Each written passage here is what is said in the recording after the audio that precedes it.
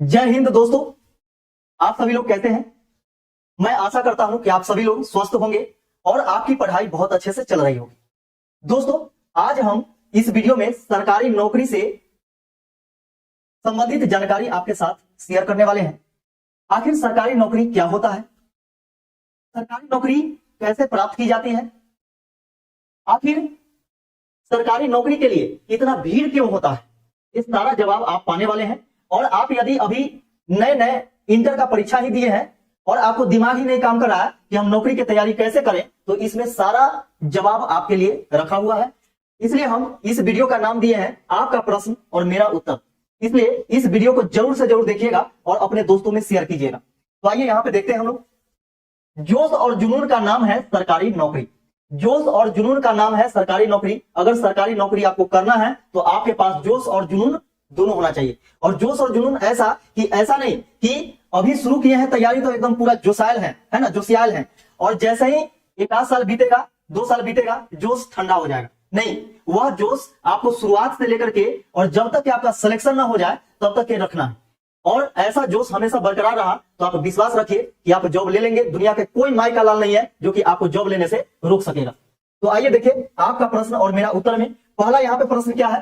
पहला प्रश्न यहाँ पे है, आपका पहला प्रश्न है कि कंपटीशन क्या होता है। कंपटीशन क्या होता है?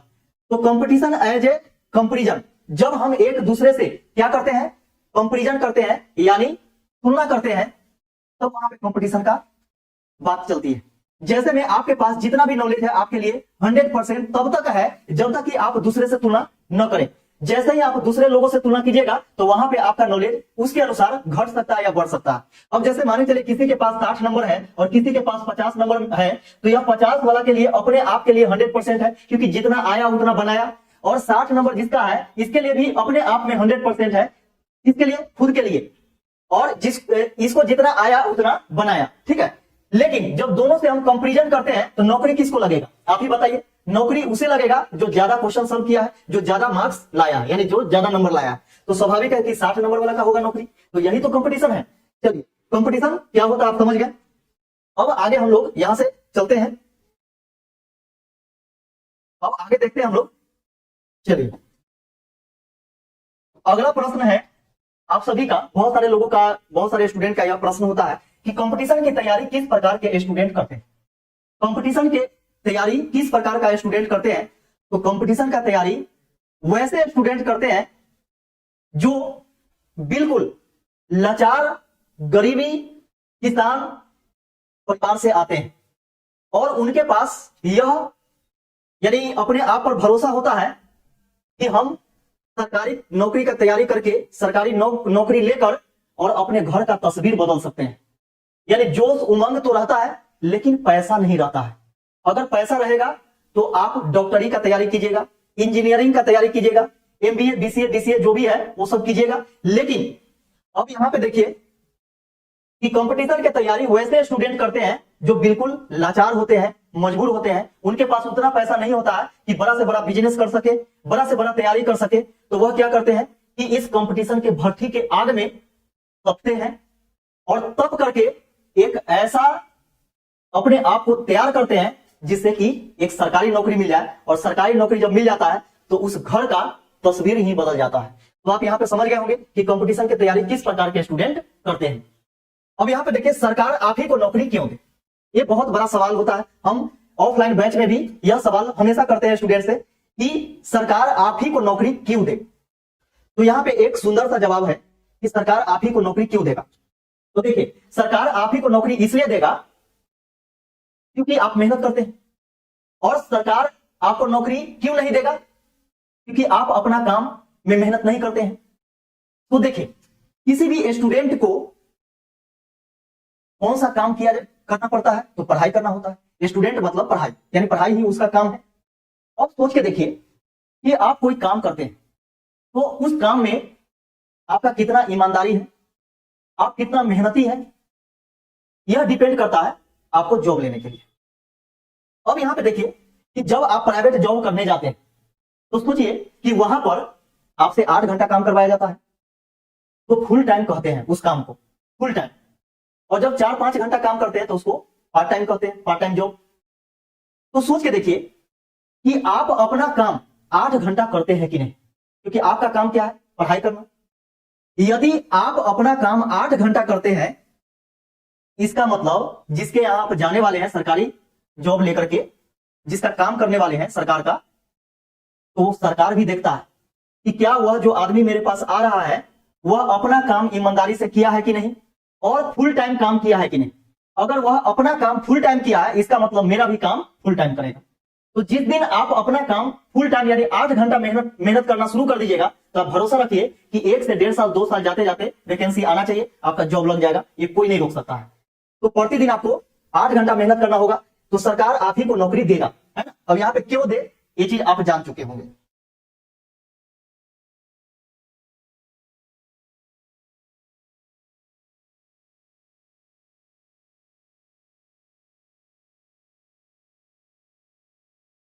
हाँ,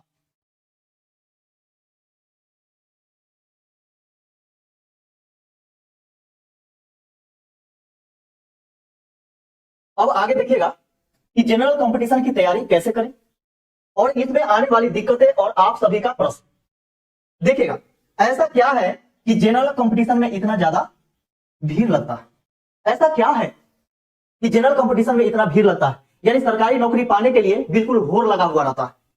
तो हम इसमें सटीक छोटा सा जवाब देना चाहते हैं कि सरकारी नौकरी एक ऐसा नौकरी है, और क्योंकि आप जानते हैं कि जीवन में इंसान को अंतिम रूप क्या होता है, रुपया कमाना। आप बिजनेस करके कमाइए, प्राइवेट जॉब करके कमाइए या सरकारी जॉब करके कमाइए, लेकिन अंतिम रूप इंसान का क्या होता है, रुपया कमाना ही होता है। तो यहाँ पे देखिएगा कि ऐसा क्या है कि जनरल कंपटीशन में इतना ज्यादा भीड़ लगता है। इतना ज्यादा भीड़ इसलिए लगता है क्योंकि इसमें इज्जत है, सम्मान है, अपने समाज में इज्जत और सम्मान तो मिलता ही है। प्लस में आपको एक फिक्स नौकरी मिल जाता है जो कि बार बार आपको ढूंढना न पड़े। इसलिए लोग, हर इंसान चाहता है कि हम फिक्स हो जाए और हमें बार बार नौकरी ढूंढने का जरूरत न पड़े। इसके लिए क्या करता है कि लगातार मेहनत करता है कि जितना दिन ढूंढने में लगे, एक ही बार लगेगा, बाकी बार क्या है कि जीवन भर हम नौकरी नहीं ढूंढेंगे। और ये भी है कि बहुत सारे ऐसे छोटे छोटे प्राइवेट जॉब हैं जिससे ज्यादा पैसा मिलता है सरकारी नौकरी में। आप चाहेंगे तो जितना ज्यादा यानी जितना आपके पास नॉलेज रहेगा, नॉलेज के अनुसार आप कमा सकते हैं, है कि नहीं। जैसा नॉलेज होगा वैसा पोस्ट मिलेगा, जैसा पोस्ट होगा वैसा सैलरी होगा, है कि नहीं। तो इसलिए यहाँ पे आप ये चीज समझ गए होंगे कि ऐसा क्या है कि जनरल कंपटीशन में इतना ज्यादा भीड़ लगता है।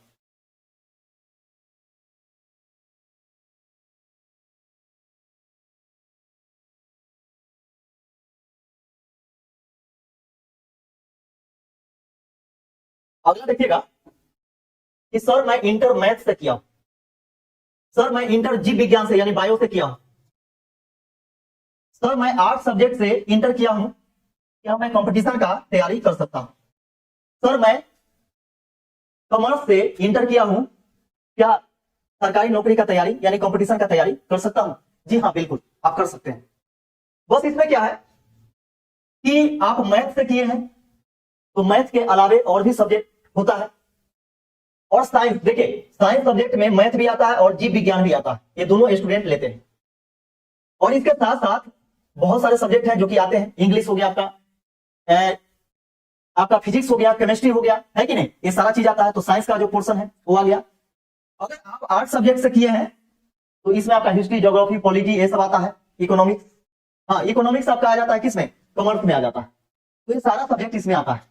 लेकिन कंपटीशन में सारा सब्जेक्ट पढ़ना है, आप आर्ट्स से किए हो या फिर साइंस से किए हो या फिर कॉमर्स से किए हो, उसे कोई लेना देना नहीं है। आप किसी भी सब्जेक्ट से इंटर करके आप कंपटीशन का तैयारी कर सकते हैं, ऐसा कोई दिक्कत नहीं है। हाँ यही है कि जिससे आप किए हैं वह थोड़ा सा आपका मजबूत होगा और दूसरा जो क्षेत्र होगा उसमें आपका थोड़ा सा कमजोर होगा। तो मेहनत करने की जरूरत है, मेहनत कीजिएगा वो भी सही हो जाएगा, है कि नहीं। तो ऐसा कुछ नहीं है, आप साइंस से किए हो, आर्ट्स से किए हो या फिर कॉमर्स से किए हो, आप आराम से सरकारी नौकरी का तैयारी यानी कंपटीशन का तैयारी कर सकते हैं।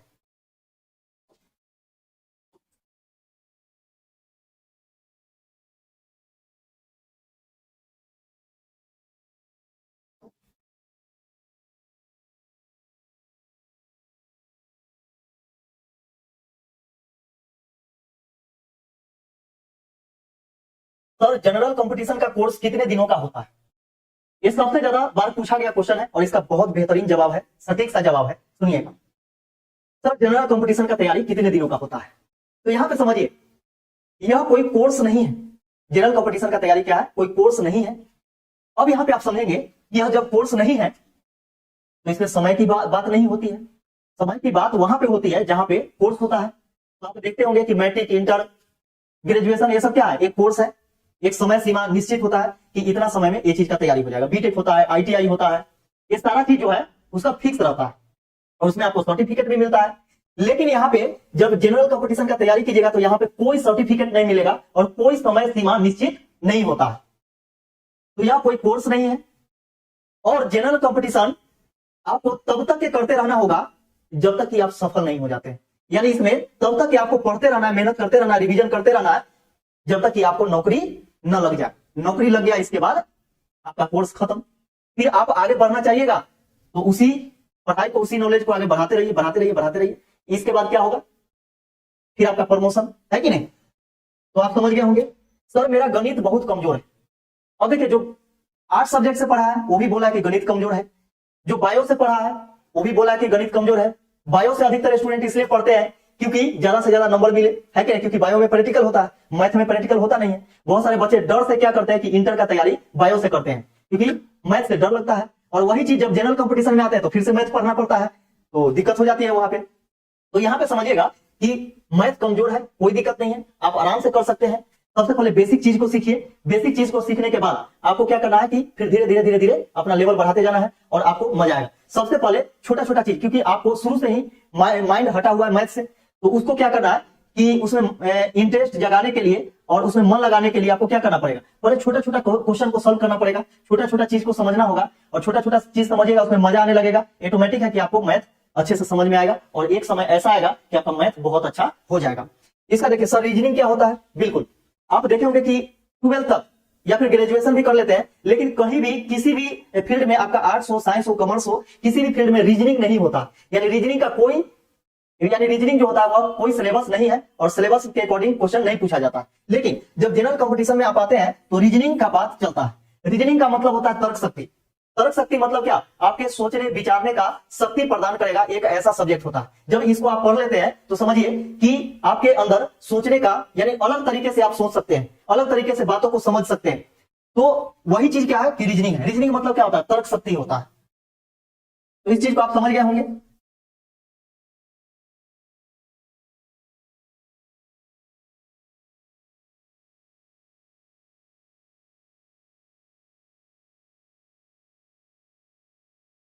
अब देखिए मेन जो दिक्कत अब सामने आ रहा है आपका, ये बहुत बड़ा दिक्कत है और ये बहुत बड़ा प्रश्न है। प्रश्न क्या है कि सर मेरे घर वालों के पास इतना पैसा नहीं है कि मुझे बाहर भेजकर वो पढ़ा सके, क्या मैं घर पर रहकर अच्छी तैयारी कर सकता हूं? जी हाँ, बिल्कुल कर सकते हैं। आपके पास उमंग होना चाहिए तैयारी करने का, आपको अपने आप पर भरोसा होना चाहिए कि हम कुछ कर सकते हैं, कुछ अच्छा कर सकते हैं। तो जब तक कि आपके ऊपर अपने आप पर भरोसा नहीं होगा तब तक कि आप नहीं कर सकते। हाँ, इसके लिए आपको क्या करना पड़ेगा, उस प्रकार का माहौल बनाना पड़ेगा कि हमको पढ़ाई करना है, पढ़ाई करने के बाद कुछ जरूर बनना है, कुछ करना है लाइफ में, ताकि हमारे परिवार का, हमारे समाज का नाम रोशन हो और हमें इज्जत प्रतिष्ठा मिले। तो ये चीज अपने आप में कमिटमेंट करके, अपने आप से प्रॉमिस करके आपको करना पड़ेगा और आप आराम से, क्योंकि अभी देखिएगा कि घर पर भी रह करके आप तैयारी कर सकते हैं, क्योंकि दिल्ली के टीचर, राजस्थान के टीचर, हर एक जगह के टीचर, पटना के टीचर, सब कोई आपको गांव में बैठे बैठे पढ़ाना चाहते हैं। आप गांव में बैठे हैं और वहां पे पढ़ाना चाह रहे हैं वो, ठीक है। तो वह आपके ऊपर निर्भर करता है कि आप पढ़ना चाहते हैं कि नहीं। अगर पढ़ना चाहते हैं तो वहां पे बीच में कोई बाधा नहीं आता है, पैसा कौड़ी रुपया, पैसा अमीरी गरीबी, कोई बाधा नहीं आता है। आप देखे होंगे कि कभी कभी आपको बच्चा जो होता है वह ठेला पर अंडा बेच करके हो, सब्जी बेच करके हो, फल बेच करके हो, और बहुत तरह तरह के आप सुनते होंगे कि ऐसे किया, ठेला खींचने वाला का बेटा IAS अफसर बन गया, बहुत सारा आए दिनों आप सुनते आ रहे होंगे। तो वहां पे बीच में ये सब बाधा बिल्कुल नहीं आता है। बस आपके पास यह उमंग होना चाहिए और ये चीज होना चाहिए कि जब गरीब घर में हम जन्म लिए हैं तो उसमें मेरा कोई कसूर नहीं है, लेकिन गरीब बन करके पूरा जिंदगी गुजारना वो सबसे बड़ा कसूर होगा। इसलिए आप जैसे भी कंडीशन में, जिस भी तरह के परिवार से आप हैं और आपको लग रहा है कि हमको उस परिवार को आगे ले जाना है, तो आपको मेहनत करना पड़ेगा और वहां पे गरीबी बाधा नहीं बनेगा और आप गांव में रह करके आराम से तैयारी कर सकते हैं, उसमें कोई बाधा नहीं आएगा। देखिए सर मैं अभी अभी इंटर पास किया हूं, आगे क्या करूं कुछ समझ में नहीं आता है। जी हाँ, ऐसा होता है, क्योंकि जब आप इंटर पास करते हैं तो फिर न ही तो आगे कोई बताने वाला होता है और ना कोई पीछे से सपोर्ट करने वाला होता है एजुकेशन के मामले में। बिल्कुल आप अकेले पढ़ जाते हैं और मेहनत करते जाते हैं। दूसरा कोई बोल दिया कि ये चीज पढ़ो, कोई बोल दिया वो चीज पढ़ो, कोई बोल दिया वो चीज पढ़ो, और इस प्रकार आप मेहनत करते जाते हैं, लेकिन आगे कुछ समझ ही नहीं आता है क्योंकि आप बिल्कुल अनजान है उस रास्ते पर और कोई आपको बताने वाला नहीं है। तो अधिकतर लोग जो होते हैं वो पैर खींचना चाहते हैं और यह नहीं देखना चाहते हैं कि आप उनसे आगे बढ़ जाए। तो होता क्या है कि आपको भरोसा रखना पड़ेगा, किसी एक को आपको गुरु मानना पड़ेगा, मोटिवेटर उसको मानना पड़ेगा, ताकि समय समय पर आपको वह मोटिवेशन कर सके। तो उनसे मिलने के बाद क्या है कि बातें कीजिए, बातें करने के बाद वह आपको रास्ता बता सकते हैं कि आगे क्या करना है नहीं करना। क्योंकि बहुत सारे स्टूडेंट जब समय बीत जाता है, कैसे बोला जाता है कि समय और समझ दोनों इंसान को एक साथ नहीं मिलता। जब समय रहता है तो समझ नहीं रहता है, जब समझ रहता है तो समय नहीं रहता है। इसलिए अभी अगर आपके पास समय है तो कोई अगर समझाने वाला मिल गया और सही ढंग से समझाने वाला मिल गया तो उस पर भरोसा कीजिए और आगे तैयारी कीजिए, और आगे आपका जो समय वेस्ट होने वाला है जाने अनजाने में वह नहीं हो पाएगा और आप अच्छे से तैयारी कर सकते हैं। तो यह वीडियो कैसा लगा जरूर आप साझा कीजिएगा, कमेंट के जरिए आप कमेंट करेंगे और इस वीडियो को लाइक जरूर करेंगे और शेयर आपको करना है अपने दोस्तों में ज्यादा से ज्यादा। तो चलिए आज के इस वीडियो में बस इतना ही। अगले वीडियो में हम सिलेबस के बारे में बताएंगे कि मैथ में आखिर क्या क्या चीज पढ़ा जाता है, उसका सिलेबस क्या है। तो आज के वीडियो में बस इतना ही। जय हिंद।